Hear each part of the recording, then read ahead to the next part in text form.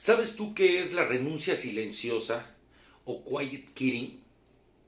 Un fenómeno que hoy día en las organizaciones es cada vez más común. Permíteme entonces comentarte, compartirte, señalarte, indicarte a qué se refiere este término que hoy día se encuentra muy permanente dentro de las organizaciones. Pues no es otra cosa más que es una actitud, un comportamiento del trabajo donde el colaborador de alguna manera cumple solamente con sus actividades haciendo lo mínimo para que no lo corran. De tal manera que su productividad baja, disminuye, su motivación en el suelo, y esto lleva precisamente a un círculo vicioso dentro de la organización, en donde se manifiesta mucho esa famosa frase que los mexicanos o los trabajadores mexicanos tenemos: haces como que me pagas, hago como que trabajo. Hay una diferencia entre la renuncia silenciosa y el compromiso normativo. El compromiso normativo de Allen y Meyer determina precisamente el cumplir con las normas que establece la organización. En la renuncia silenciosa no solamente cumplo lo mínimo, sino busco 1000 pretextos para que esto no se lleve a cabo. Y por supuesto que esto de alguna manera lastima totalmente a la organización, pero también lastima al trabajador, que se encuentra inmerso en un entorno nada propicio de crecimiento. Y bueno, Brian Creeley fue el fundador o el precursor de este término, en donde se determina una renuncia silenciosa que a las organizaciones afecta tremendamente, pero también afecta al trabajador. ¿Por qué surge la renuncia silenciosa?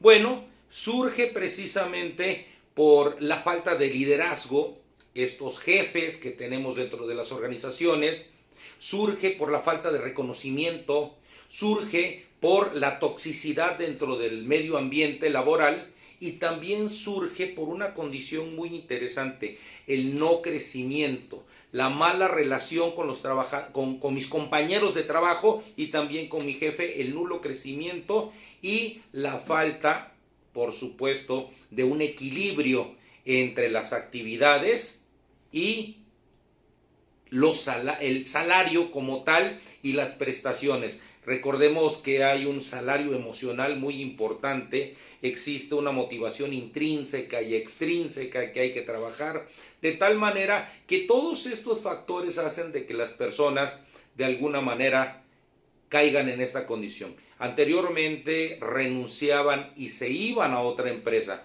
Hoy día no renuncian y se quedan. Y esto resulta mucho más peligroso para las organizaciones. Por supuesto, OCC Mundial hace una encuesta en donde dice de que cerca del 29% de los trabajadores en las empresas están en esta condición.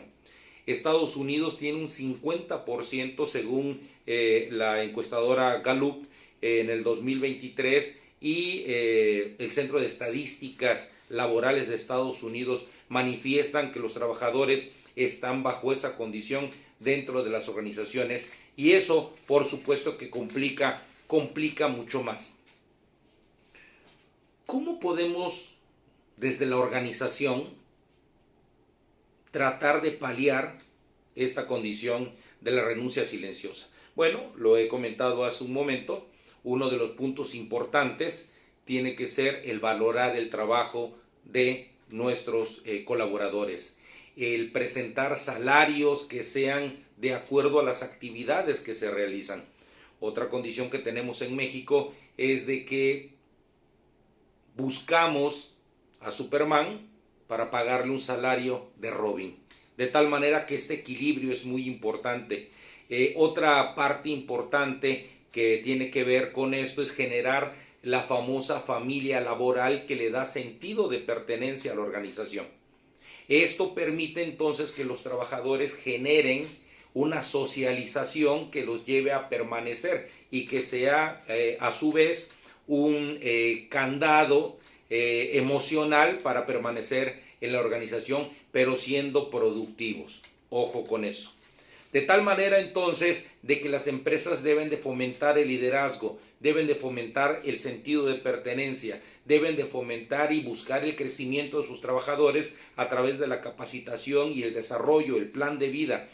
Buscan otorgar una valoración por encima de lo ordinario, de tal manera que cuando las organizaciones tienen la intención de que sus trabajadores sean productivos y de alguna manera busquen o encuentren este tipo de estrategias como un salvamento para ello.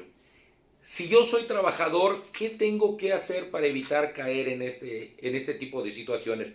Bueno, si yo soy trabajador, lo primero que tendría yo que trabajar o buscar hacer es generar amistades dentro de la organización, esto que decíamos familia laboral, buscar crecimiento en otros departamentos, en otras áreas, intentar, por supuesto, intentar encontrar actividades que me permitan ser productivo, que me permitan cumplir retos y objetivos, ya sea individuales, ya sea colectivos, ya sea organizacionales, de tal manera que vea yo en la organización y en las actividades que realizo, actividades que me produzcan placer.